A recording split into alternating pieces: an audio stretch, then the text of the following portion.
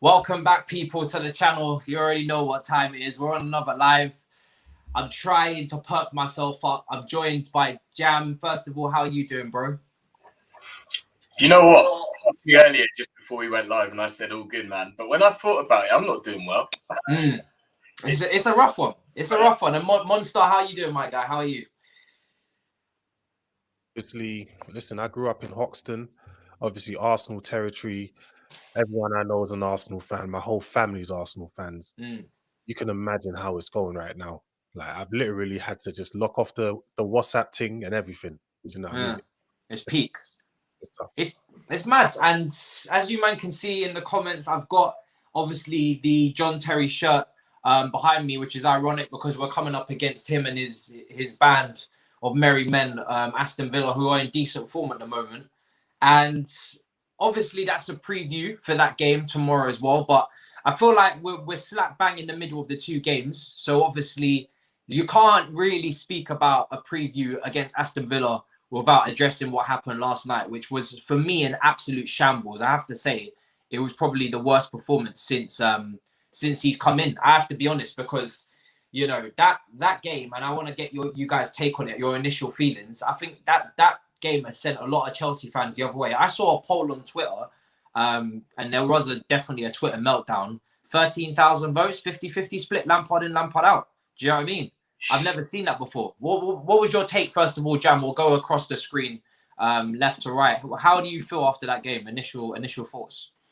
This is going to send me back, man. I was furious yesterday. Do you know what pissed me off the most? What pissed me off was we didn't do the basics right. No matter what team Lampard put out there, they weren't running. There wasn't that desire. There wasn't that passion from a London derby match, you know, against Arsenal that are suffering. All we had to turn up with our spears and stick it to them. They're a wounded animal, man. And what happened? They turned up and we didn't. And that's what pisses me off the most. And do you know what? In football, you lose some, you win some, obviously. And we've lost some this season, and I've taken it on the chin. It hasn't upset my mood that much. I've gotten over it quite quickly. But this one, my little brother, I was taking a piss out of him before the game. He's an Arsenal fan. My dad, I was taking a piss out of him before the game. He's an Arsenal fan. Oh, my gosh. I mean, yeah, that was a pathetic game. That's probably the worst game that I've actually seen us play. I mean, even the 4-0 at Old Trafford last season wasn't this, because at least we played football that day. Yesterday, we just didn't turn up, and Arsenal deserved all the luck they got yesterday. Yeah, some of their goals were lucky, but they deserved it. They worked their arse for it. And that's the least you can expect from a football match, is for your players to turn up and put a shift in, you know? But they didn't do it. And yeah, there were other creaks and cracks that we can go into, and we'll go into. Frank picking, you know, Werner, starting Reece James and Ben Chilwell.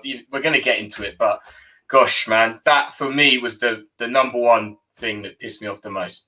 Yeah, it's funny, because a lot of people now, they say, you know, a lot of people are saying why such a big reaction? You know, everyone was happy with the starting lineup. Excuse me, don't speak for me. I didn't tell you I was happy with the starting lineup, boss. Like, when did those words come out of my mouth? In fact, I don't think I actually got to react to it because I was out that day and I was coming back for kickoff, so I didn't get to put my thoughts out on the lineup. But when I seen the lineup, I wasn't happy. I wasn't happy to see Werner starting the 100th game in a row at left wing. I wasn't even happy to see Reece James and Chilwell rush back, because in my mind, yes, it looks great on paper, but I know we've got a game against Aston Villa on the 28th. So we can't play those fullbacks again. They can't play against Aston Villa with one day in between. So why would it not make sense to... And people will say it's hypothetical, but to be honest, this is the goddamn truth. Would it not make more sense to leave those guys who are just coming back from injury, leave them for a couple more days against Villa, and use Azpilicueta for me, instead of rushing them back and everybody being up in arms like as if it was a madness? Monstar, what was your take on it, man? Because it's a madness. The thing is, I don't want to be too overly critical of the players. I know what these things do firsthand. I know what these things do to players, like mind state, things like that, when they see these things. But the issue is, some of these players probably shouldn't have been starting yesterday. I think Werner needed to be rested he needs to be rested at some point. The guy looks shattered. He just looks, he's got a lack of confidence. So sometimes you need to take a player aside and be like, listen, we're going to rest you for now.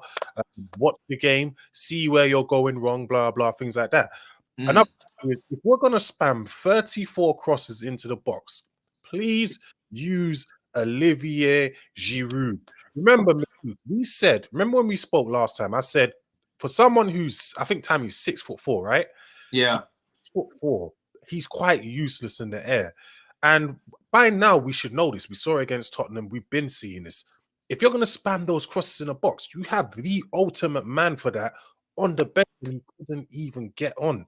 Like, it just doesn't make sense to me. It honestly, like, I'm just thinking, my issue is, I've said at the end of the day, I want to see progress. Obviously, we've all joked about Chelsea are going to win the league, blah, blah, blah, blah.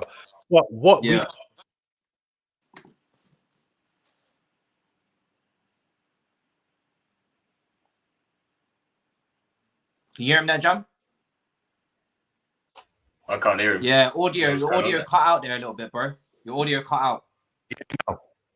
Yeah. Perfect. Yeah. There you go. Back on. Made that point again. Yeah, we're through. I was saying, we need to show a little more progress than last season. Do a little better. But at the moment, it's not looking like we're doing that. We're just doing the same old stuff every game. We're very predictable. I think we need to improve some way or another, or it might not look good for Lampard at the end of the season.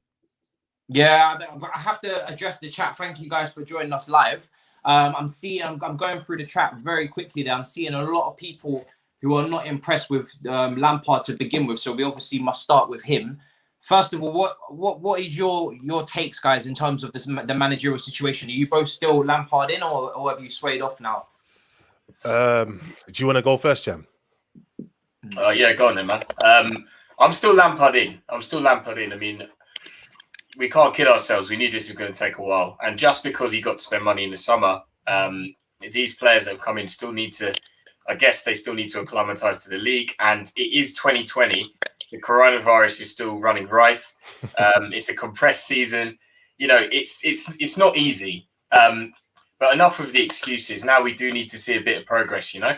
And when you get a game like yesterday's one where you can see the same old mistakes, it doesn't look that great for him. You've got to say it. And I will, for one, will not be afraid to say it.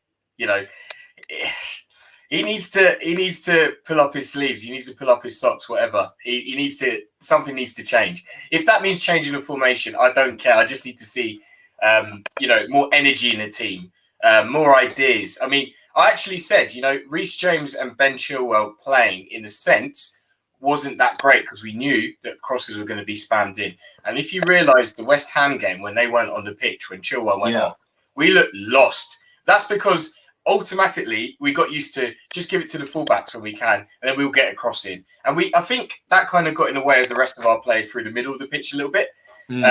So I actually thought a positive of them potentially not playing against Arsenal was the fact that we might be able to mix up our game a little bit more. But then they played, and that's all we did was go out to them and try and get crosses into the box. So Lampard, man, that's on him, surely. That doesn't look good. Well, it doesn't make any sense then. And as Monstar was saying, if you're going to play a game where you spam crosses, and you said 34 crosses, is that actually how many crosses we have? Jesus. Yeah. Bloody hell. Right, so 34 crosses, yeah? 34 goddamn crosses. And that's your game plan. That's your idea. And you don't play Giroud. Make it make sense to me, because it doesn't make any sense to me. Do you know what I mean? It doesn't make any sense. Even if you're gonna do that, I'm gonna pitch that you need Kai Havertz on the pitch as one of the eights to push forward, to play that Lampard role that he played back in the day as the eight that got into the box. Have Mount as your more restricted one and push Kai further forward into the final third, because he can get in the box and potentially get a header as well. Instead, I'm seeing Kante in the box with his little beautiful bald head going up against centre backs for aerial duels, and I'm thinking to myself, that can't work. Kante is never going to score a header. I can almost bet my life on it. So these things don't make any sense to me. And like you said, Timo Werner, I want to get into him because, again, that's probably, I don't know how many games in a row he's been poor now. A lot of people are saying he needs to move position. I do think it would help, but I don't even think on a merit standpoint he should even be playing anyway. due to the performances that he's putting in. Personally, what do you think, Monstar, in terms of that? Let me just say, Lampard told us this season. He said in one of his press conferences, he plays players based on merit. I'm still yet to see that. He dropped Giroud for some reason. Callum Hudson-Odoi, who keeps coming in, will play well, and all of a sudden he's not even in the squad. Yeah. Who else is there? Kovacic. He's been probably our best midfielder for a while, and even yesterday he got hooked off for a reason I don't know why. But as for Werner, I would say the next game he needs to be dropped. Not just out of the let's drop him, blah blah. I would just say just give him a rest, let him recuperate himself, let him just watch the game from the stands and see how he can improve. And that's what I would say. Just drop him for that against Aston Villa and let him get himself. Do you know what I mean? Sometimes it works. A lot of the time it does work. And I think if you do that, you will get the best out of him at some point. Do you know what I mean? We got a super chat here from BA. So thank you so much for the super chat, bro. Lampard out. First time we play half decent sides. We lose against both Everton and Wolves. And now we're losing against relegation battle teams, no tactics. That is a really bad record he has this season. I'm not going to lie. Against the top teams, I tried to drag it out as long as I could and say, listen, I don't think he's having epileptic fits against top teams because he's literally played them last season and had a decent record. It wasn't impressive, but it was balanced. A double against Tottenham, a win against Arsenal, win against Manchester City. So there was something there. Definitely had a win against Wolves as well. It was one of the opening weekends of the season. But this season against the top six boys, it's been atrocious. And now you can really scale it to big clubs because Arsenal are still a big club despite the predicament they're in, and he still couldn't get a result against them. Against an Arteta that a lot of us would have been slagging off as well as a manager who's not looking. So he's not like he was going up against a superior manager who could have out-tactically classed him as well. Monstar, I didn't get your take on Lampard in terms of are you in or out right now as well? What's your situation? Do you know what it is? I think the number one issue with the fan base is that we can't seem to separate Lampard the manager from Lampard the legend. I think that's the number one problem. Yeah. People have heard me say I just don't believe in Lampard, but I'm not saying get him out now. My take is, I think at the end of the season, we might have to move on from him because I feel like he's going to take us to where he can take us to where his maximum potential, and we might have to get someone in at the end of the season. Do you know what I mean? I hear what people are saying in terms of it's a process and things like that, but with a process, I want to see progress. As well. I want to see progress from Lampard. This is what people might be confusing themselves. Part of the process is progress. It's got to go up. Yeah. It's got to go up. It can't go like this. So I was having this debate with someone on Twitter called The Score, and Jam will know him well. And I said to him, if we don't finish in the top 4 this season, he's got to go. And he said to me, 5th place, and he's got to stay because we can't keep sacking managers. We can't be a club.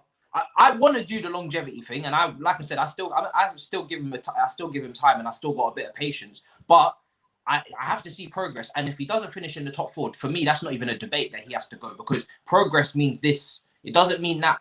And I have to get onto these clock comparisons as well. These are the one things that I cannot tolerate. I can't tolerate the clock comparisons at the moment. People want to keep saying, Klopp had this amount of time. Klopp had this amount of time. Klopp was an experienced manager before he got to Liverpool. He built a squad, took Dortmund to a Champions League final, won the Bundesliga, I think twice with them. Took Mainz up from the 2nd division in Germany before Dortmund to the Bundesliga. Yeah. So he did a Lampard with Derby, but got the promotion. He had far more experience. It's a stupid comparison. It's a lazy comparison. It's a comparison you make when you're running out of bullet points to back him with. That's what I think. You know what's mad as well? People, do you remember how, and I thought it was so disgusting, how Chelsea fans, we treated Sarri. I thought it was so bad. Sarri I'm looking at certain players that played under Lampard. I'm not blaming Lampard for this at all, so don't take it as that. But I looked at how Sarri got the best out of Kepa, Rudiger, Christensen to a certain point. Certain players that just don't seem to be working under Lampard. And I'm just thinking, look at how we treated Sarri. Yeah. If Lampard wasn't, that we didn't like. Exactly. And if Lampard wasn't Frank Lampard, the legend, how would we have treated this manager? Do you know what I mean? And I think I'm just saying, like, people be fair. Do you know what I mean? I get it. You know, we don't want to seem too negative and things like that. And that's true. But at the same time, it's okay to be objective as well. Be objective. Yeah. You know, call out what you're seeing wrong. Do you know what I mean?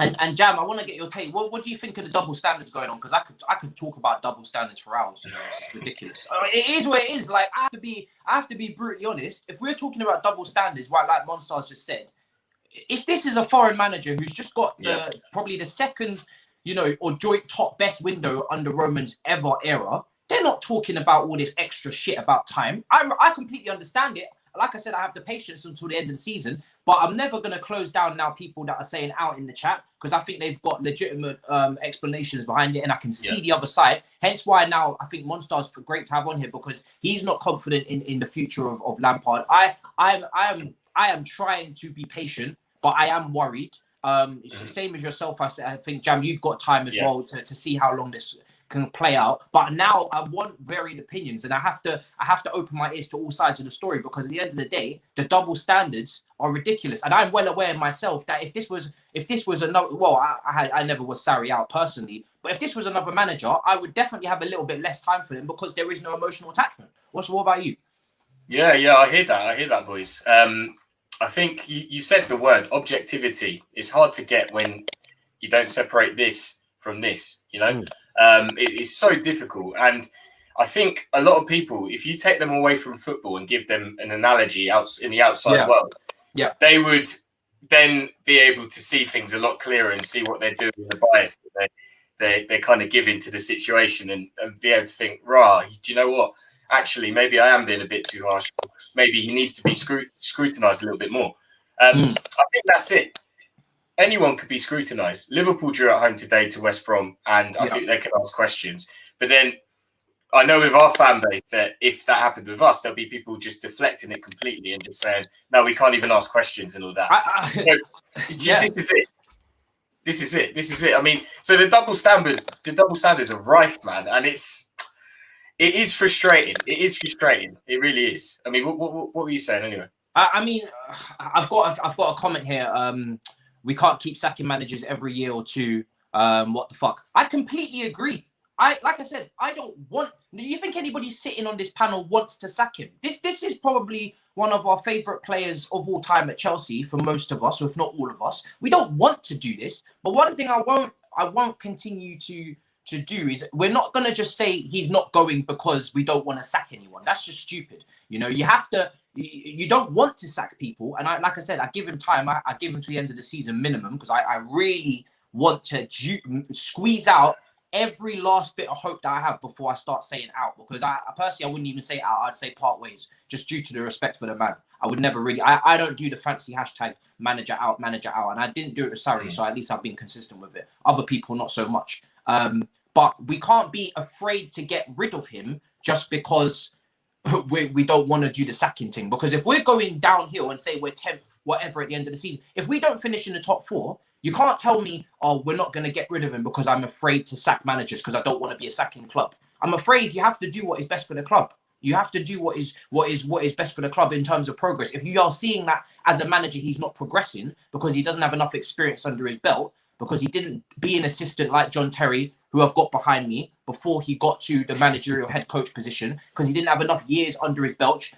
Another thing I brought up on Twitter, maybe he doesn't have experienced coaching behind him. Again, these are things that I didn't go to sleep until 4 a.m. I'm just trying to work my brain, sticking up diagrams like this is an FBI crime scene, trying to think of different things as to why, what the hell happened yesterday. Because I still don't understand what happened. I couldn't sleep.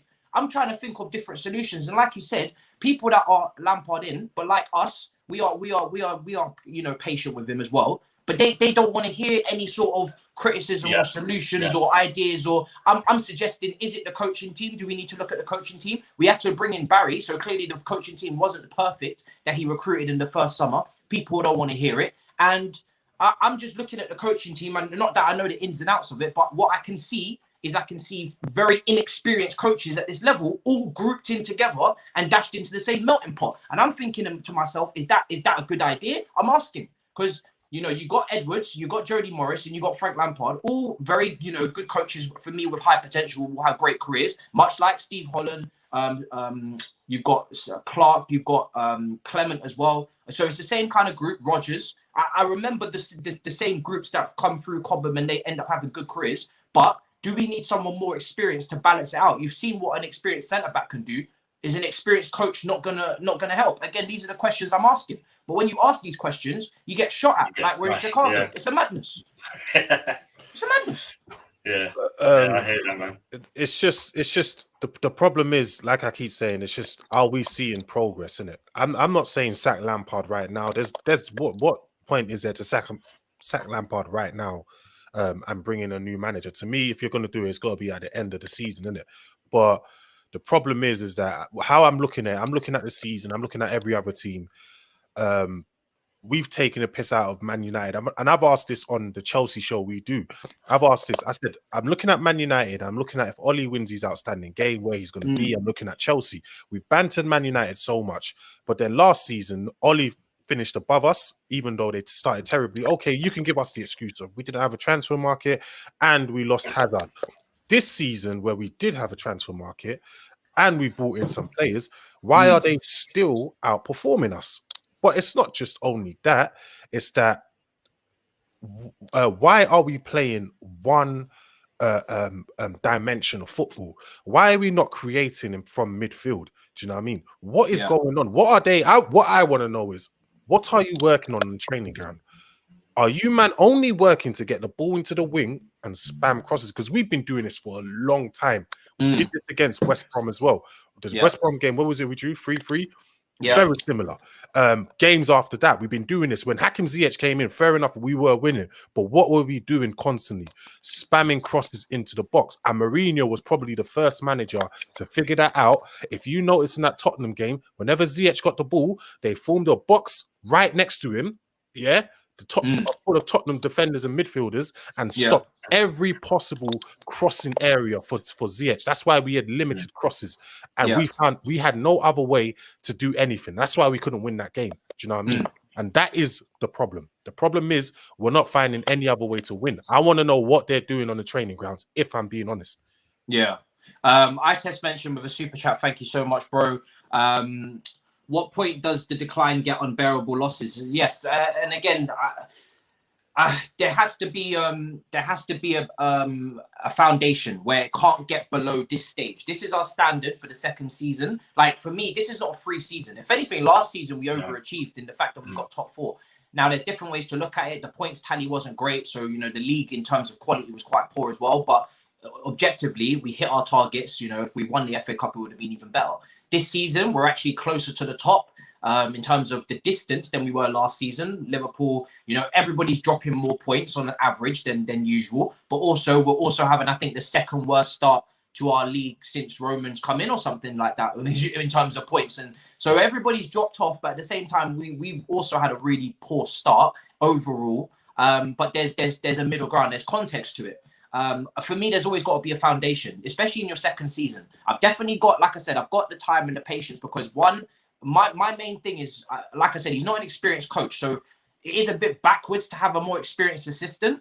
And that, for me, Jody and Edwards could be coaches in the first team, but I would like a more experienced assistant, which is quite backwards because you usually have, you know, an Arteta to a Pep, a John Terry to, you know, to the man at Aston Villa. Do you know what I mean? You usually have the inexperienced manager, the assistant learning, but I don't know. Maybe that is an option, but that is something Lampard would have to improve. But what for you guys? What is the foundation? What is the bare minimum that if he goes below that, you can't take it for you, Jam? First of all. Well, this is a hell of a question and a hell of a time to throw this in. But just quickly, one thing I'll throw in there is that when I was doing my research for the Chelsea Villa game, I found out that actually 2019, we were looking at getting sort of 1.32 points per game at home. Yeah. This year it's 2.25. So, you know, you could say there's a bit of progress there, but it's a calendar year. So part of that was obviously the last guy that was in charge as well. But look, oh no, that would have been Lampard as well. So I guess maybe there is a little bit of progress there. But look, I think he can't. Look, we're 15 games in. We've lost, 4 games? He can't drop below 8 losses max for the season, and we're not even halfway through, and we're already looking at 4 losses. Yeah, it's peak. I mean, if we end up, let's just say we end up going into January, second week of Jan, and we're already 15 points behind the leaders, I think that's about the limit, judging by where we are right now and where everyone else is, because we're currently 7 points behind. So that means we're probably losing another 2 points between now and then, and, maybe a draw. And yeah, that would be about where I'd say the limit is. It's peak already, to be fair. It's peak already. Yeah. What about you, It's Monster? it's a hard question, though. It is a difficult question. That's why I have to ask it. I obviously, like I said, I've already said I want progress, but if we can't even get into the top 4, Jesus, that's going to be a tough one, because we actually have no excuse. We already know what they're going to come at us with. We spent 200 and something mil, and we couldn't even get top 4. This is a tough one this season, because the little teams are not having it as well. So yeah, if we can't get top 4 this season, then it's peak. It's peak. Yeah. Just to reply to this comment, Garnish. Sorry, there's a lot of comments. I am really trying to go through them, guys, obviously, but I have to make sure the conversation flows and mix out with the comments as well. So I'm trying my best in terms of that. Let's not overreact and stop expecting results just a few games into the season. It's not a few games anymore. We're in December, bro. It's mid-season now. Where injuries have affected us. And again, the injuries excuse. Does he know what club? Does he know what club this is? Yeah, I mean, and by the way, it's not a few games into the season. It's a year and a half into management. Let's have that right. When you start a new season, it doesn't just start from scratch. You have last season's evidence to work off as well. I know it's a completely new team, but your managerial stint starts and you're judged at work. You go from the first day you was employed to the last day. You don't go from the new year, the new calendar year, the new financial year. That's not how it works. You're judged from the beginning to the end. So he was started last year, and now we're looking at what we're doing now. That goes for style of play, that goes for results, that goes for expectations, that goes for money spent, that goes for everything. And like I said, even though I am Lampard in right now, you are going to get a lot of objectivity from me, because any bullshit excuses, I'll be cutting them down like a saw, like a chainsaw, immediately off rip. I'm not going to have any. So you guys are going to have to get better reasons as to why, you know what I mean, for both sides of the argument, you guys in the comments, because any silly reasons I won't take. Management in the dictionary, management means managing situations. It means you need to adapt into different situations. So I won't be taking the excuse of you can only be judged when all of your players are fully fit. That's bullshit, because no one ever gets all their players fully fit. Most squads have an injury or two. Look at Klopp adjusting. Again, more experience, adjusting to the massive injuries that he had this season and still grinding out some results with the likes of Jones coming into the team. Again, don't forget Everton. James Rodriguez got injured as well. They've had a lot of new signings, a lot of players to bed in. So I'm going to be in right now because, like I said, I've got the patience and I'm relying on my guy Lampard's IQ to get himself out of the mess. But no silly excuses, people. If you've got injuries, you adapt and you fix up and you sort that out. The injuries that we've had have been mainly out wide. It's not a surprise to us who's actually got injured. Pulisic is injury prone, Hudson Odoi is injury prone, and Ziyech is the new one that we didn't know was injury prone, but he seems to be struggling quite a bit this season as well, which is a shame. Before you come into this season, you know those guys have injuries. So where you have that free game against Krasnodar, where you have 6 games before West Ham, I'm hoping on the training field you're working on a diamond, on a formation without wingers. I'm hoping you're doing that. And like I said, this is where my extra point in experienced coaching comes into play. We've got Jody Morris and we've got Edwards. If you had a more experienced assistant manager in there on top of them, not replacing them, on top of them, you've got more ideas. More people you have at the table with intelligence, the more things you get put into the discussion around the table. Maybe Lampard doesn't know how to coach a diamond. Maybe someone worked under Ancelotti like a Clement. You bring him back. Maybe he does. Maybe that's something that he brings to the table. Like I said, a more experienced coach who's worked under more world-class managers who understands more formations, that's something you can bring into play. Like I said, these are just things that I'm not saying they're facts because I'm just spitballing here. But these are things to think about in your brain while you're discussing more experienced coaching alongside what we have already, because I don't think our coaching staff is perfect. I don't think they're untouchable. That would be stupid to say. I want to get into another real big issue for me right now, which is probably more annoying than the results, the performances, the tactics, anything. It is Lampard's, and this is the one thing I'm really surprised with him, is his consistency with not taking responsibility after losses and blaming it on the players off rip with no real acceptance that he may have got something wrong. I don't know if it's because he doesn't want to do it publicly because he doesn't want to look inferior, and maybe he'll do it behind closed doors in self-reflection. But surely continuing to go at the players all the time. I know they didn't put in the graph that you said earlier, Jam, but we was also being outplayed as well. When we had the ball, which is when your system or your tactics really come into play on the ball, where your plan comes into fruition, we didn't look good on the ball. So off the ball, we were poor. I agree with you. We didn't put in enough effort. The hard yards weren't running for each other. All that kind of stuff that you expect from a Lampard team especially. But when we had the ball, we also had, what did you say, 34 crosses? That's an instruction. So yeah, that is a tactic. What do you think about that? When people say we, it's mainly rival fans that say Lampard has no tactics and blah blah. Our tactic is to get the ball onto the wing somehow and cross the ball in. That is the problem. The problem is as well, we're not holding the ball in midfield. We're not doing enough in midfield. Do you know what it was? At the beginning of the season, I kind of saw that was good. I kind of felt that was going to happen because when you have 2 8s and none of them are really ball playing 8s like that, that was what's going to happen. So I always thought maybe we should have played more counter-attacking with our team because Mount and Havertz, none of them are really ball handling midfielders. With Kante as well, none of them are really ball handling midfielders. Now, I've been crying out for a deep line playmaker for a very, very long time.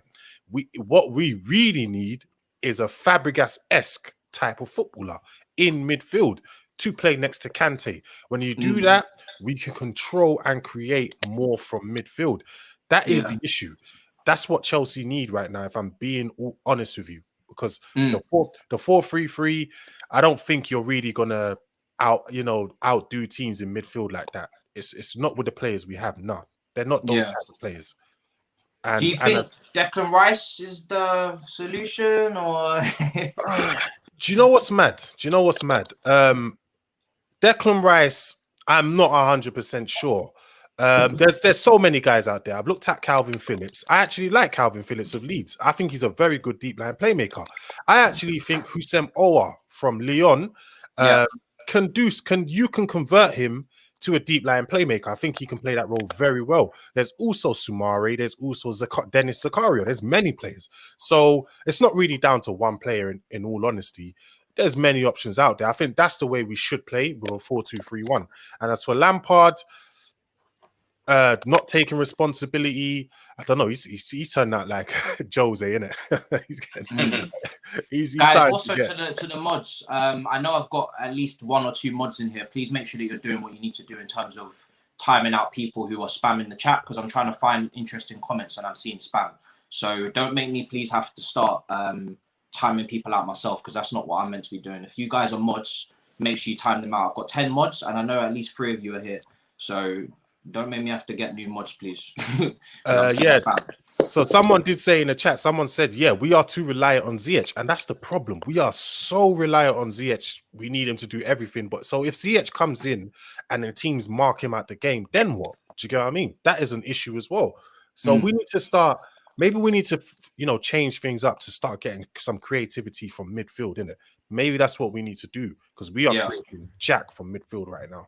Nothing. There is no central. I get there is nothing creativity wise going centrally. It's literally all out wide, and that's disappointing, because I think when you've signed, especially Kai, and then you've got, I know Kova's not the most creative player, but he has a way of cutting through midfield presses and whatnot to open up space in the attack.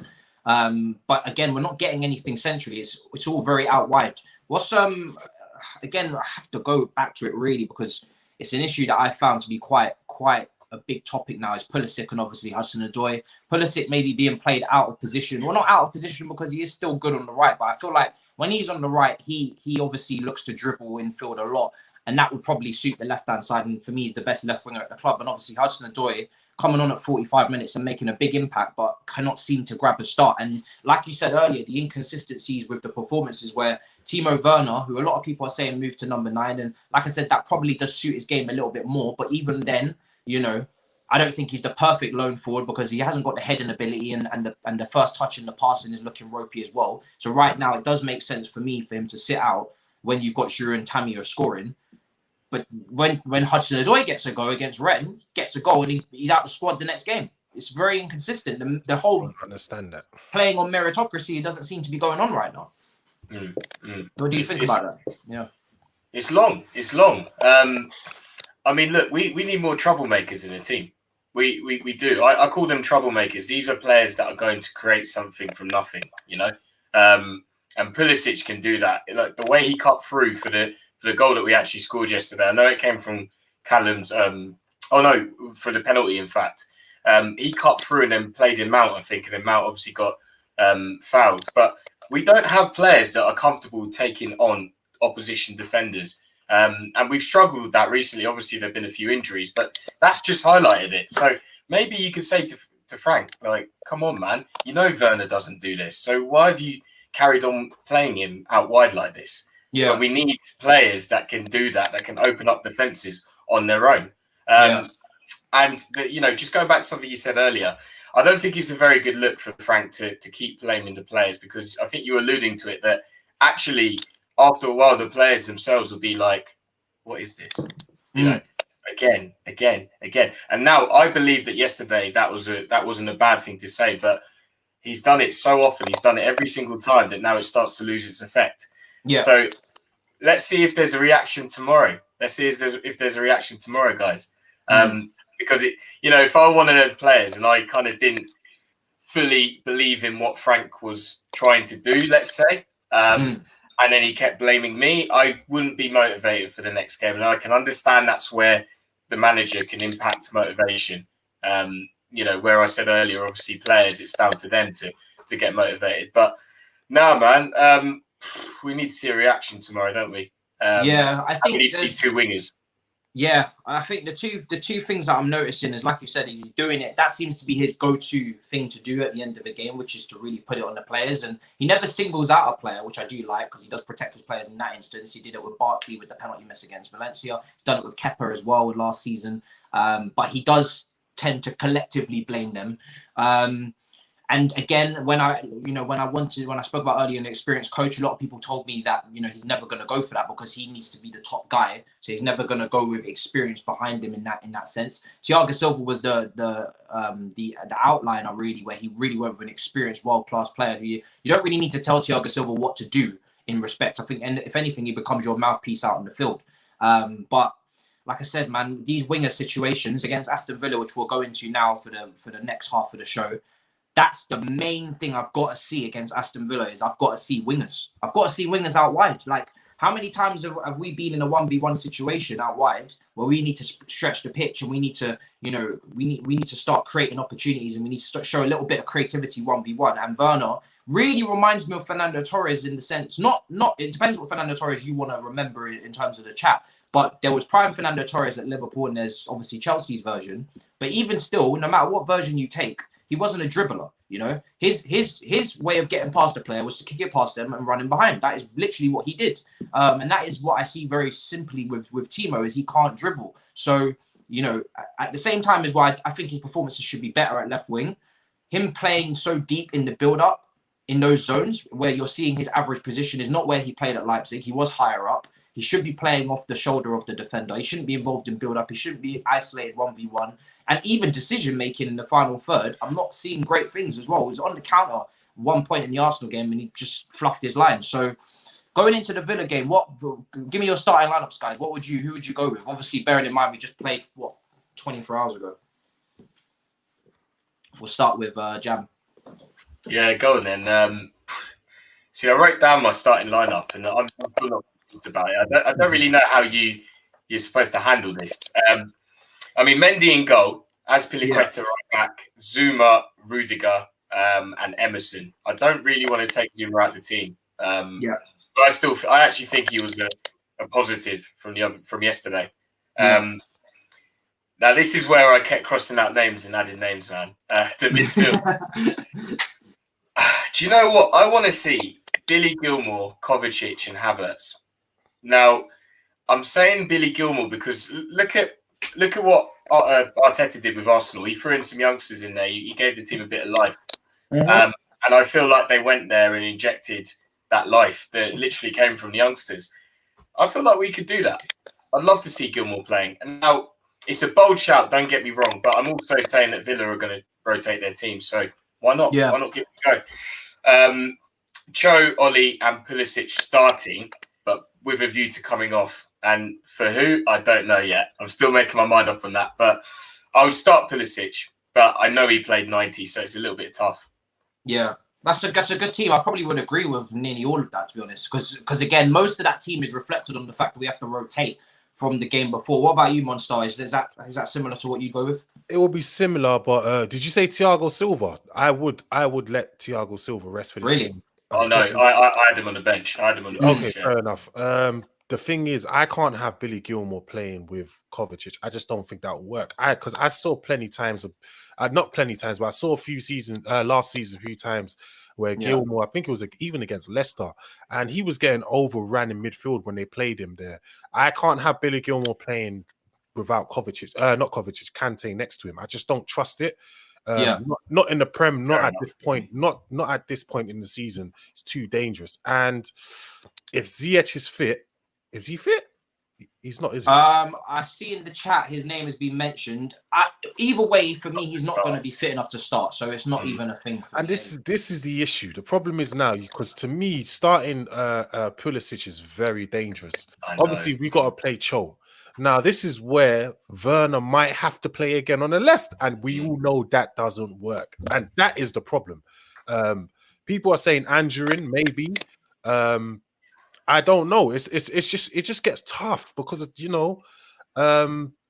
he change his shape? Maybe some people have been recommending he changes his shape, which is the diamond. Personally, has he worked on that though? That's the question. Yeah, exactly. If you haven't worked on it, you can't do it because you can't just throw them into it and expect to win. For me, the diamond is such a difficult formation to play because it does lack width, and again, it probably means that Timo Werner has to start. The thing is that the team that he's picked against Arsenal messes up the team for Villa because so many things didn't make sense for the team for Arsenal that the team for Villa can't make sense either. It doesn't translate. So for instance, you're playing Reece James, but you don't play Giroud. So now I have to play Azpilicueta with Giroud. It's stupid because we're not going to cross as much, and now we've got the aerial threat. So there's certain things that don't make any sense anymore, which would have made sense a couple of days ago. But for me, you have to kind of pick the two lineups in tangent alongside each other. So it's difficult. But Matisse, have you not noticed there's something weird about Chelsea? When Giroud plays, they don't even spam in crosses. I don't know if you've noticed. Yeah. When he plays, they don't even spam in the crosses. And that's what confuses me. Like, it's so weird, isn't it? But I reckon that's to do with the defending team, though. They probably allow for it. They're just like, go and cross the ball. It's just a weird one, man. Werner, to me, should be rested in this game. But the problem is, like, Pulisic, do you really want to risk getting him injured? That's the you know, thing. If he gets injured, you know how long he's going to be out for. So it's just so weird. It's tough. I don't know, man. I actually don't know. Winter with the super chat. 3 shots yesterday on target, including the penalty. Half-time subs worried me. No Giroud when you're crossing it, and why Jorginho when you're chasing the game. I mean, I completely agree on the Giroud point. I think when you're crossing the ball that much, to not bring on Giroud is a little bit suicidal, in my opinion. It's a bit ridiculous. I don't understand it.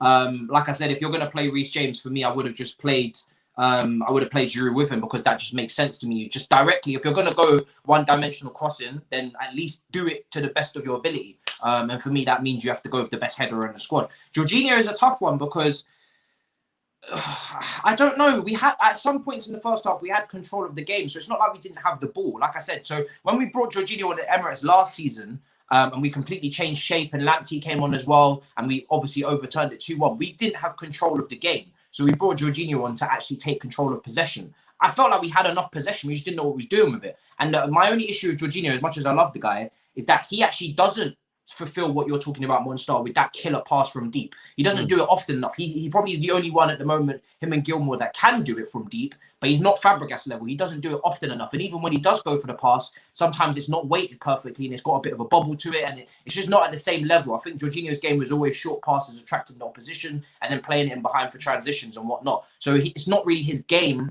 to make those killer passes like a Fabregas. So even bringing him on, I didn't feel like it did a lot. Do you know what I mean? Which is disappointing. It didn't do a lot for me. What about you guys? That is the issue. The issue is because even with Werner, like when Jorginho's on a lot of the time, I see Werner making a beautiful run. I'll see Hudson Odoi making a beautiful run. And then I'll see Jorginho or Kovacic passing backwards or sideways. And I'm like, if we had Fabregas in this team, Jesus Christ, do you know what this man could have been doing right now? Do you know what I mean? Yeah. Do you know what kind of passes he could have been bringing out? It's just mad. It's actually mad. Jorginho, to me, I just, with me for Jorginho, I gave up on Jorginho after, was it 2 seasons ago against Tottenham when I saw Heung-min Son turn him. Rip him up. I just thought this guy, he's not good enough he's not going to be good enough for the Prem. And he hasn't been, unfortunately. The Prem just doesn't work for a minute. We need, I don't know. To me, I just think we need a deep line playmaker. We need one. It's mad. We need something, man. Baggy TV with a comment here. Thank you so much, bro, for the super chat. Has Monstar picked up the club shirt off the floor? I have, man. That was from yesterday, innit, when I threw the shirt. It was mad. I was so angry, man. I picked it up. I think last night brought out emotions that I ain't even felt before since he took over. Like it takes a lot to rally me up. I don't do rants. I don't do the whole pick up the camera on Twitter and then like get mad vexed. Like if we lose, I usually drink or I'll stay silent or I'll play it off. Do you know what I mean? I don't usually get vexed. But last night pissed me off to new levels that I've never felt since probably like maybe 2 years ago when we lost 6-0 to City. And then when we lost 1-0 to City under Conte. And maybe the Sheffield United game last season. But even then, I just paid respect really to Wilder because I felt like we just got tactically outclassed. There was overlapping centre-backs. It was a madness. And I just felt like we just got tactically destroyed. So I was like, cool, I can deal with it. Yesterday wasn't even tactically destroyed. It was just shit. It was shit out of a can. It was honestly bottom barrel, like baked beans, Tesco value type shit. It was awful. Awful. And it just had to be Arsenal as well of all teams. Like that bruised my ego. Like on a real. 100%. On a real. 100%. Football therapy says surely needs to be rested, Werner, and off the bench to come on as a striker. I couldn't agree more. It's not even rested; it is dropped. Yeah. I don't want to make it. Full stop. Yeah. I'm not making it nice. I'm not talking. You're a nice guy, Yannick. I'm not so nice. I'm a dickhead sometimes. I'm saying it where he needs to be dropped. He's putting in 5s, 4s. If Werner's not starting tomorrow, just don't bring him on. I remember, was it against Krasnodar in the last game? And Lampard brought him off the bench. I was like, Lampard, what the hell are you doing, bro? Just keep him off. You don't even need to bring him on. Just keep him off. So if he doesn't play tomorrow, just keep him off. Let him watch the game and see what he's doing wrong on the bench. Yeah. You know what I mean? Yeah. Exactly. And do you know what hurts as well is that when we talk about this for the game against Villa, when we talk about switching formation, which I would love to see. I mean, Pulisic is back now, so we do, and Hudson Odoi is back. So for me, the diamond formation is no longer a necessary, like it's no longer such a crying urgency because we have wingers to play out wide. So I like the 4-3-3, but when we have wingers, and now we have wingers, so it's just down to him to play the wingers. But when I was talking about a diamond a couple of weeks ago to adjust to this period without wingers, it was to suit a player like Werner. I think Werner in a top two, off the left-hand side in the front two, you know, Havertz, even, I think Havertz could play in the 10, in that diamond, and I think he can play up front with Werner in that diamond because Havertz likes to drift to the right. If you look at his average position for Leipzig, he takes up the right-hand side channel, so he does drift out there naturally as he's left-footed. He has played false nine, so I think that position could suit him quite well. Werner, the same. Hybrid striker, not a lone forward, not a winger, plays in those left-hand channels, likes to cut in, but doesn't want and shouldn't be involved in that build-up and all that stuff behind him. In that left-hand side. And if you put those two up front, for me, there could be a chemistry struck up in the diamond as they do for Germany. There could be something there. Havertz can hold up the play like Paulsen did for Leipzig and Werner can run off of him. I feel like there's something there. Pulisic in the 10, maybe. He's very good in central areas, making his decisions. His decision making is very good. He's quite an underrated passer. And then you keep the foundation that we've built with a Kante, Mount, Kova behind, and you keep the same back four. That was something that generally excited me. You know, it does mean that you haven't got Tammy and Giroud who are scoring the goals in that team, but to get the best out of the two Germans, I thought that could have been a way forward. But I'm not interested in that right now, because right now I think I just think Werner needs to be dropped. Period. Just to show the other players that you can't just play however the hell you want and stay in the team. It doesn't make any sense. Do you know what I think Chelsea needs to do? Obviously, I've spoken about the 4-2-3-1, but I think with the 4-2-3-1, it's got to be a thing where Werner and Havertz at times have to play it's got to be like a 4-2-2-2 in a way where if Werner's dropping here or dropping there, Havertz has got to occupy that space, if you get what I mean. And when Werner's there, Havertz has to be the 10. Do you get what I'm saying? So it needs to work out like that. Somehow they've got to get them two working together and kind of you see the way Muller and Lewandowski play a bit. They need to get that combination going. Do you know what I mean? You see when Lewandowski's out of position or doing something else, you see Muller dropping into that space and doing what he does. And we know Havertz can do that. And I'm sure Havertz and Werner can do that. But it's up to Lampard to get the best out of them. Got to unlock their potential, man. Yeah. Super chat here. We could have Havertz for that Fabregas role, but God, he sucks at the moment. I mean, for me, Havertz is not that guy. I think he's just better in the final third. If you look at his end product, that's what we really got him for. We needed to add more variety of ways to score goals. For me, that's why Havertz was brought in. That's why Werner was brought in. For me, Havertz is not... I don't want to see him playing a deep role when he should be in the final third, taking shots, getting in the box for headers, making that cutting pass. I've seen him make so many great... eye through the needle passes at Leipzig, at Leverkusen. He's a good decision maker. He's got skill. For me, Havertz has got a bit of everything, right? He's a complete modern day midfielder. And if we, pardon me, fuck that up, that is embarrassing for real. Because at some point, in this project, youth development and player development is very key, and that is my one thing with Lampard, Jody, Edwards. They have got to make sure they progress these players and make them better, especially in midfield. Havertz is an attacking midfielder. That's Lampard's expertise. So if there's one area I expect improvement, which is our midfielders, I've seen it with Mason Mount. I've seen it with Kovacic, who's improved since Lampard took him on from the Sarri season as well. So I'm seeing midfielders improve. I would like, hopefully, one day Loftus-Cheek to be part of that discussion. You've got other midfielders as well. Gallagher will come back, maybe even Rice.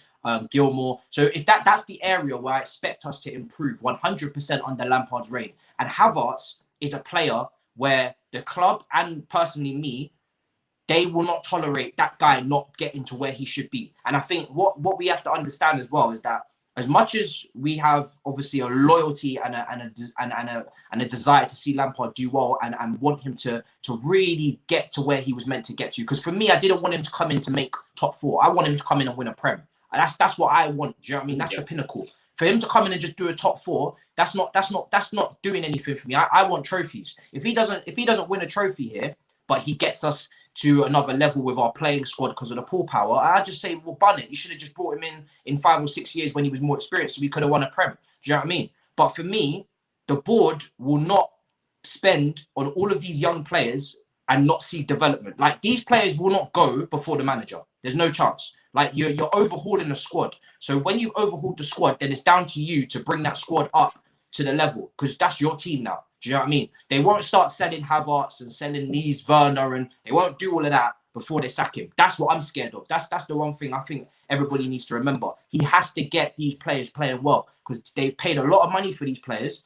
This is part of the project. You have to get them playing well. If you don't, he'll get someone else to get them playing well. He will not get rid of all of these players before he gets rid of you. What do you guys think on it?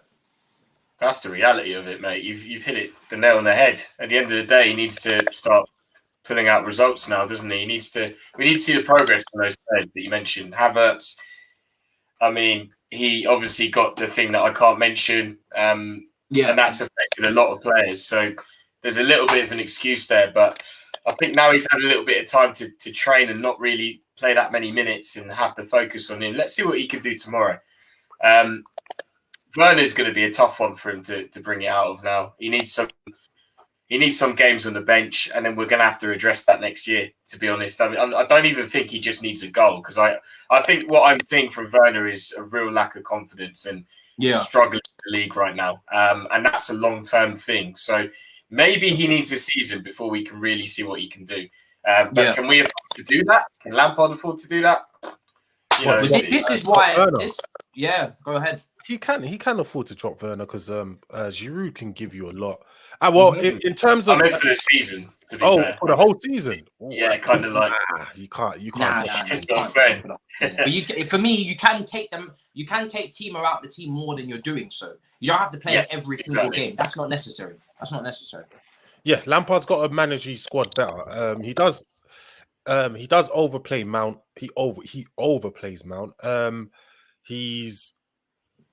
He plays. Obviously, we know the situation with playing players out of position, moving players here and there. I don't know. Like, it's just a bit of a weird one, man. Even with this comment right here, was his Kante committing unnecessary foul. Yeah, and it's true. The best of Kante we've seen is when he had Matic. Like, Kante got Matic getting double. Remember, Matic under Antonio Conte, he got double digits freaking assists, and freaking Danny Drinkwater was out there looking like a world-class midfielder, bro. Do you get what I mean? For Leicester. And that's what Kante does. So you do need to get someone next to him. I don't know. It's tough. But we do need to do with what we've got right now. I can't really make an excuse for this team. I think we've got to take it on the chin. I just want us to do better from midfield. I want to see better from our midfield. If we can, unlock our potential in midfield, then God knows what we could do. And that's the only issue I have. You get what I mean? Again, mods, please keep an eye on the chat. That's what you're there for. And again, do not hesitate to put people in timeout if they're spamming, because some of them are not even subscribers. It's not that deep. They can get timed out for 5 minutes. I'm not gonna have people spamming the chat with shit when I'm trying to look for good comments. Because really, I want to incorporate you guys into the discussion as much as possible. When you're putting in good points and good questions like you always do, then I want to be able to bring it up on the screen. And I don't want to just bring up super chats. I want to bring up as many comments as I can that I can see are quite meaty comments that have got something to them, that are not just spams. So it's very important that you time them out so we can put you in the discussion. Because if you don't start timing them out, then there's no point me looking at the chat, is there? Kante be committing unnecessary fouls. He gets caught out of position. He isn't Makalele. He's energetic, but paired with Matic. He's better shunter paired with a Matic type. I mean, I like I said, I was one of those people that needed a lot of time to get used to Kante in the lone DM role. I think he's definitely improved us defensively, but like Monstar said earlier, I think build-up wise, we don't have that cutting pass from deep that we had with Fabregas. So that's why I've always preferred Kante in a pivot. Do you know what I mean? I've always preferred that, because I think you get his defensive traits paired next to someone who then can pick out the pass. Even Matic could pick out quite a good pass on his day. And it just brings a bit of composure next to the shunter, next to someone who's going to get around and make those defensive covers. Right now, I mean, I want to see the 4-3-3. At the moment, I wouldn't switch back to a pivot with the 10, because I just think we're going all over the place. And the main reason why I wouldn't do that, it won't work right now. Yeah, you're right in terms of we can't switch to a double pivot with the set of midfielders we have. It's not. Yeah, and also it's not just about plucking formations out of the air. And the reason why I mentioned the diamond is because Lampard played in the diamond under Ancelotti, and I think, if you get an experienced coach, that is something that needs to be, if you get an experienced coach who knows that formation inside out, it's an option. And it's an option that you need to think about when you've got wingers that are always injured. The reason why I say the 4-3-3 is important for him to stick to is, one, it gets the best out of key players that he continuously always uses, the likes of Mason Mount, and also, and you have to bear that in mind, whether you rate Mason or not, he's always going to play. So his brother better play in his best position, which is the 8. You know what I mean? There's no point playing him out of position. And then also, it's the formation that Lampard played in for most of his career. I know he played in a pivot towards the end, Champions League run. I know he played in a diamond, but most of the time in his prime, he played in a 4-3-3. And if you've got an inexperienced manager, the one thing you don't do is then tell them to play a system that they don't know as well. So for me, he's got to play something that he's been playing in. He's got to play something that he's been coached in most of his career. And he's played in midfield threes for most of his career. So he should be able, for me, to teach that best. And that's really where that logic comes from. But you know what? With the Lampard 4-3-3, like he was playing with Ballack in one of them. Those are two, like they're world class eights straight up. Do you know what I mean? Lampard and Ballack. Mount, you could say, is an 8. Is Havertz really an 8? Like I feel like a lot of people seem to think Havertz and Mount are Frank Lampard and Michael Ballack, whereas they're completely different players. I don't know. I don't know if it will work out. Yeah, it's hard to see. I don't know. I've not seen it so far. I did see a bit of it earlier on in the season, like in the game against Southampton and Briefly, other games. Maybe it'll work out. I just want to see it. Do you get what I mean? I want to see it. yeah. It's a tough one again. Tuchel, Nagelsmann. I personally, and obviously, I'll get you guys' opinions on who you would have a replacement. I'm not thinking of replacement right now. I'm in the situation of thinking of in-house solutions because I still believe there's something there to work on. I don't think it's all lost. And for me, when I do say that, again, I'm not going to have a hashtag Lampard out. So if you're waiting for me to do that in the chat, you're not going to get it. You're not going to get a tweet that says Lampard out. Like I said, I've got too much respect for the man what he's done for the football club in general to do that. But I have also got objectivity where if he's got to go, then I'll say he's got to go. But I'll say something a bit more respectful, which is, Lampard and Chelsea need to part ways if it comes to that. But right now, I'm not in the headspace of thinking of replacements. And I don't want to start plucking names out because if I'm being honest, the only guy that I was 100% sold on, and this is before Lampard got here, this is the guy that I wanted initially because I felt it was a bit too early for him and he didn't have enough time. He wasn't in the prime of his managerial career when we took him. And it was maybe best for us because we had a transfer ban, but it wasn't best for him. And I felt like it was a bit selfish. Was Pochettino. I think he's got experience in the Prem. Southampton and Tottenham now. Squad builder. Again, someone who's tactically flexible, who's played a couple of different formations as well. I remember the change against Juventus in the Champions League run. He hasn't won trophies, but again, he's someone that it's not all about, just like it's not all about goals and assists, not all about trophies. It's about, again, style of play and have you shown potential that you can win one. And if he goes to PSG, he's going to win trophies. So Sarri came to the club, hadn't won anything, won something. So it's not all about what you've won. It's about what you've got the potential to do. True. That's the only guy that I was like, cool, that's my guy. 100% sold on him. I know what I'm getting. These guys from Germany and from PSG and whatnot, Tuchel and Nagelsmann, they're great. Don't get me wrong, talented managers, but they're still an element of the unknown because they haven't been in this league. And Tuchel at PSG, he's been very good. But there's been moments I've watched them. They haven't played great. Do you know what I mean? I haven't been watching PSG mad closely, which is another reason why I don't want to just bank on Tuchel. Because if I'm going to pick a manager, I need to know ins and outs 100%. Otherwise, I'm not speaking about it. And Nagelsmann, same. He's a very young coach, and again, for me, if you get him, you're gonna need patience. Again, it's a long process. So I'm trying to find in-house solutions because I'm not Lampard out. If you're Lampard out, then obviously go for whichever manager you want to go with and give reasons. But I'm not going to look for replacements when my headspace is not there yet. So that's just me. What about you guys? Yeah, man. I mean, sorry, man. You go first.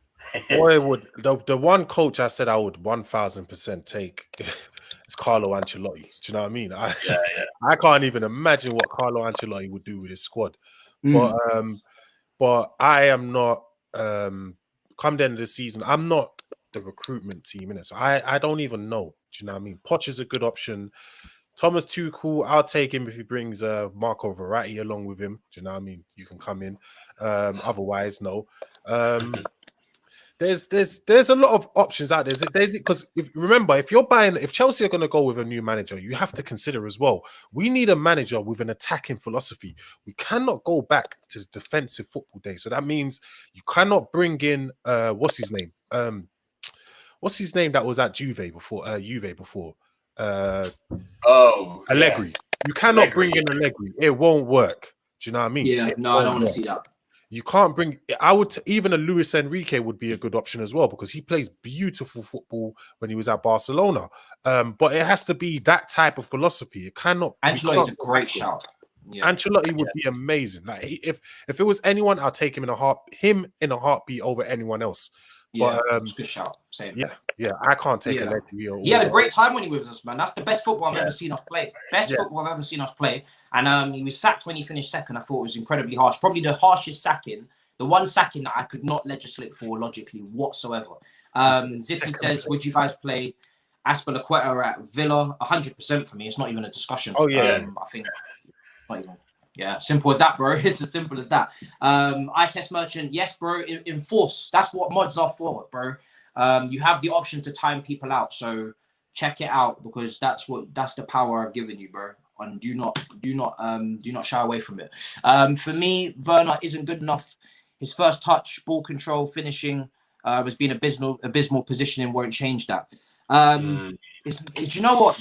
It's a sticky one because I have to be honest. Yeah, Werner wasn't my transfer target, and this wasn't my first choice. I like the player 100%, but because we don't play a front two, it is a ropey one where how are we going to get the best out of him? Because like I've said so many times, I don't think he's the perfect lone forward who's going to do everything, because obviously you can't head the ball that well, and he's not a winger, he's a hybrid. So you can try him lone forward, I'm sure he'll do better, but I'm not expecting miracles. I'm not expecting to be a completely different situation.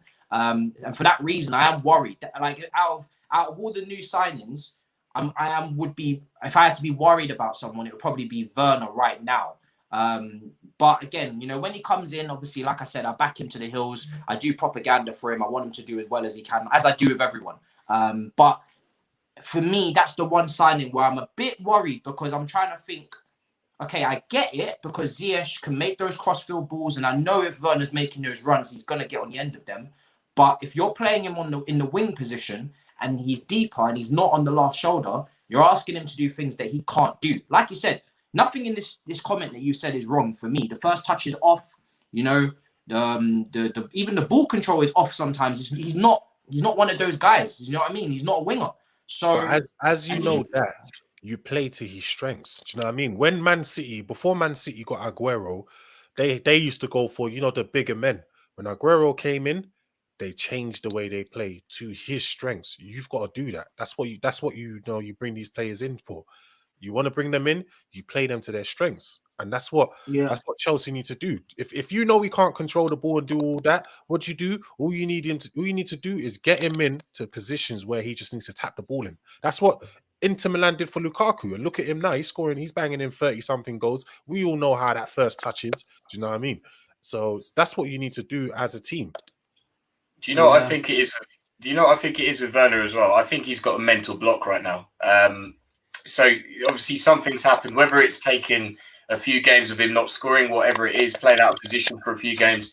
He's now got a mental block where it's affecting his first touch. I saw it against Arsenal where he got the ball and his touch was decent. He took it forward and then he tried to flick it to Mount because he thought Mount was running on the outside left of him. He did it blindly and it bounced back to him. And I was thinking, what made you think he was there? Like he's playing within himself. He's just not at the races. I think timeout's going to help him. Yes, you do need to change your tactics to suit someone like that as well, because we know what he can do. And what Werner likes, and we touched on it earlier actually with Jorginho not playing these Fabregas balls, but what Werner likes is these balls, the ball that Jorginho actually did play for him once against Southampton. Put him in behind. The thing that annoys me with Jorginho is that he only does that once a game. It's literally like he's got a limit of the amount of times he can do that. He should keep doing that shit because he can kind of do it.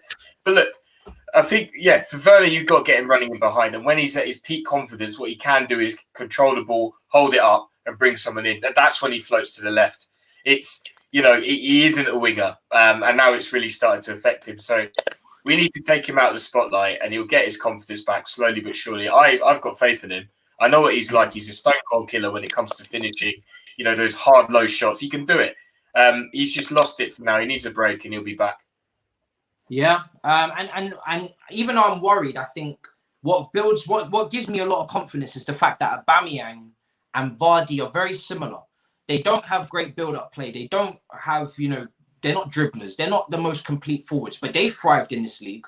And again, it's down to how you utilize them, how you service them. I think Leicester service Vardy better than Arsenal service Aubameyang, but they've still got a lot of goals. They're up there with the golden boot every time, and I can see Werner being that player for us. And it's great because Aubameyang plays left wing a lot for Arsenal, and Vardy plays up front. So you've got two examples of two strikers who are very pacey, very good with their finishing, but at the same time they don't have all of their aspects of the game polished, but if you utilize them in the right way, you can get goals. So that's what I look at, and I'm like, okay, cool, there's something there, but it's down to us to bring it out. Do you not see what every time you see what I love about Leicester, whether it was Danny Drinkwater or Maddison or whoever, whenever, have you not noticed every time they had the ball, Vardy was always making that run. Yeah. Them man are always looking up. It's not, they are all, their heads always up, looking for the run of Vardy. They know exactly what he's going to do and where to ping that ball. And that's the difference between Chelsea and, say, Leicester or even Aubameyang. Do you know what I mean? They know how to get the ball into them where all they got to really do is just probably just finish it.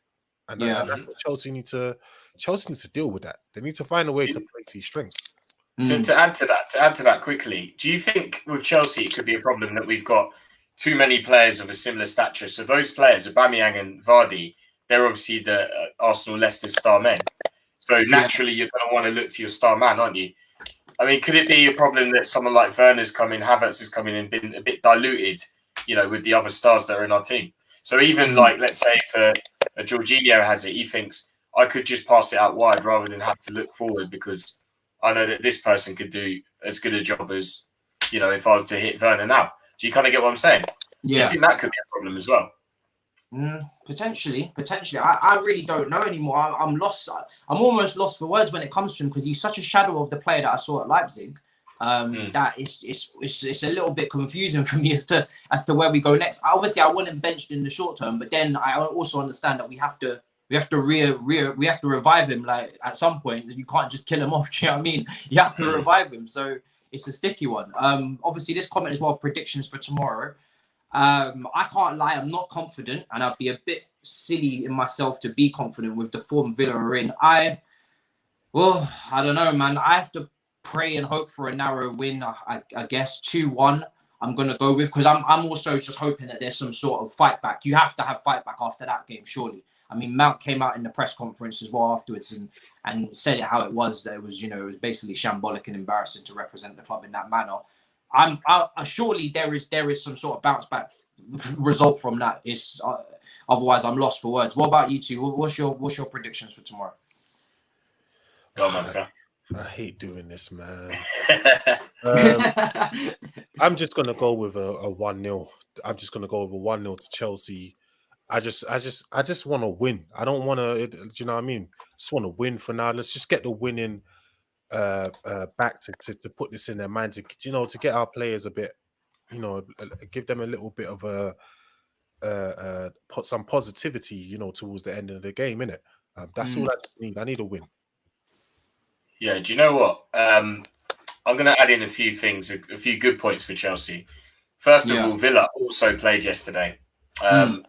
They played over 45 minutes with 10 men. That was tough. And Ollie Watkins and Jack Grealish played 90 minutes. So they're going to have to rotate their squad. And I feel like a rotated Villa squad against a rotated Chelsea squad, there should be one winner. So, this is it. So I'm going to say, I also said in my preview earlier, a narrow 2-1 win.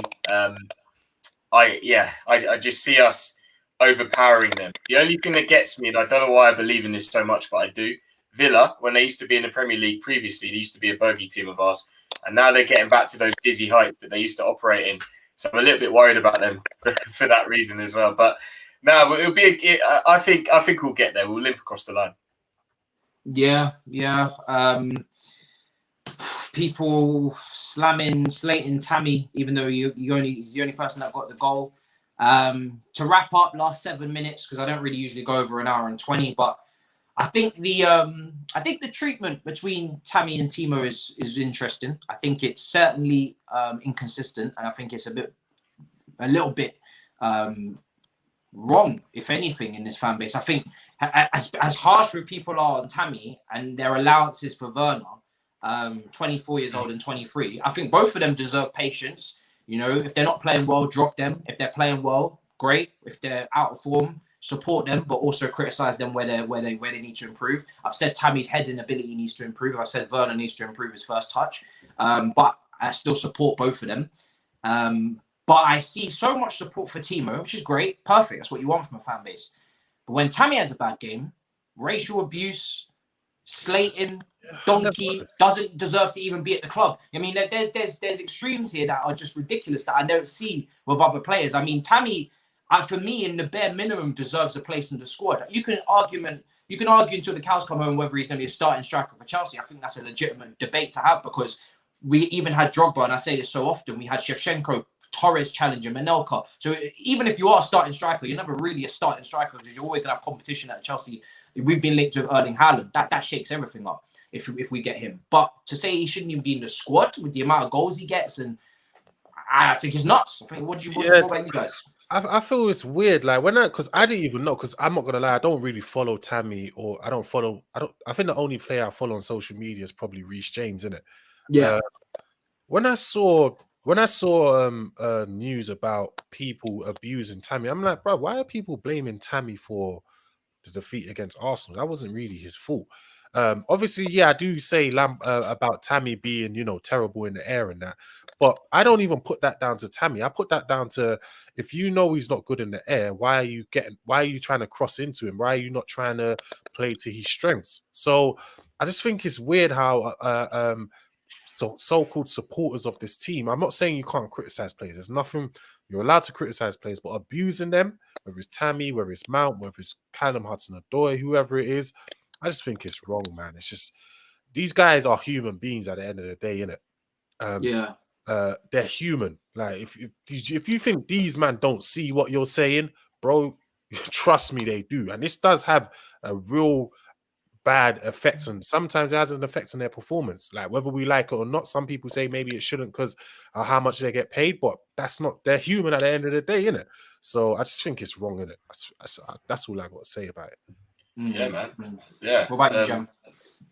Do you know what? I had a lot of respect for Tammy since he missed that penalty in the Super Cup against Liverpool and bounced back from that to become our top scorer for that season. I know maybe he didn't have a lot of competition for that, but I think it was 15 goals, something like that. It's still decent. And I know he is a goal scorer. He scores goals. So, people need to realise that actually he is showing signs of improvement. And it really never, ever warrants abuse. Do you know what I mean? Dropping him from the squad is absolutely stupid. Like, why is that even a suggestion? I don't get it with a guy that scores goals. No matter how they come, if he's scoring goals, then he needs to be in the conversation. Do you know what I mean? Yeah. What I would say about Tammy, though, is sometimes he doesn't look aesthetically pleasing, and that's what does people in, I think.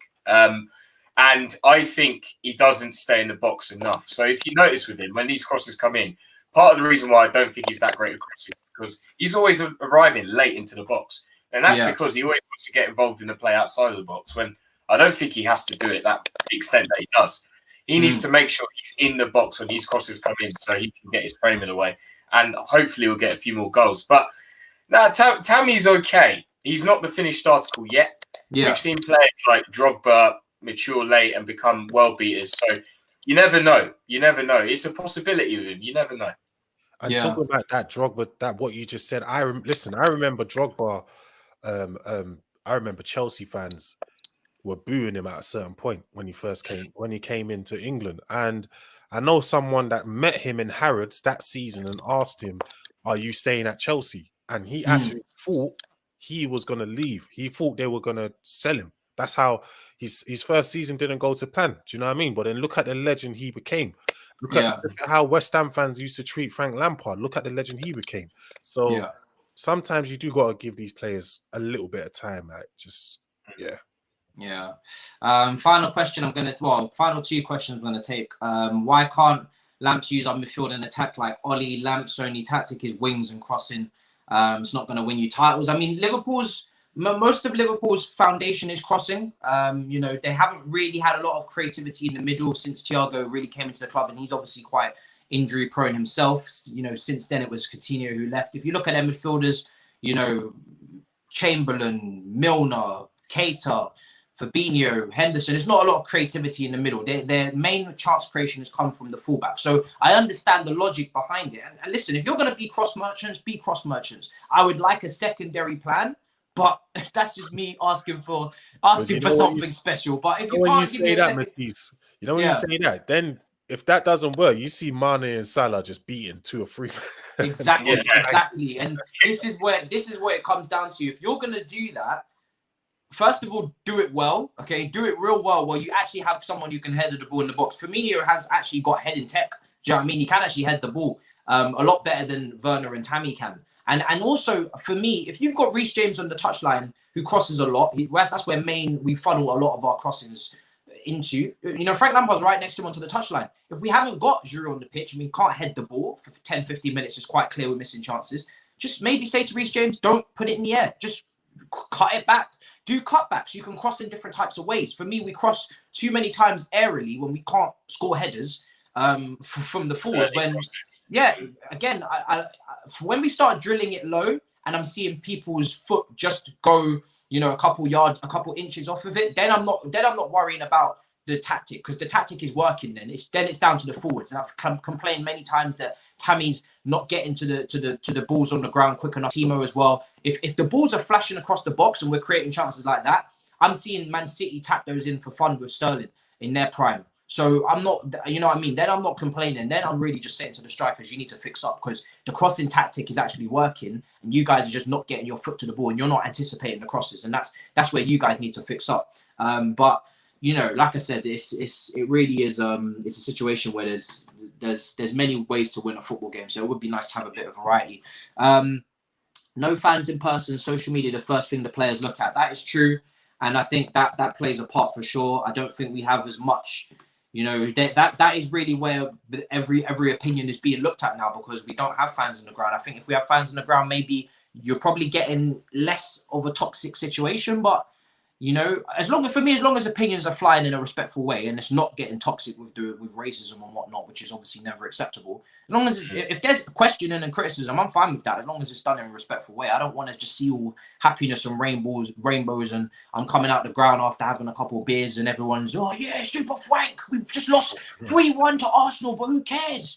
Super Frank. That's not gonna cut it. It's not going to cut it, ladies and gentlemen. I've been to games, bro. I know what it can do to you. Do you know what I mean? I know what the atmosphere does to you. And if you have a couple Stellas with a couple 40-year-olds in the pub, and the next thing you know, you get to the game and, you know, you've seen, the game's not going well, but there's a few chances going on, it can get ropey.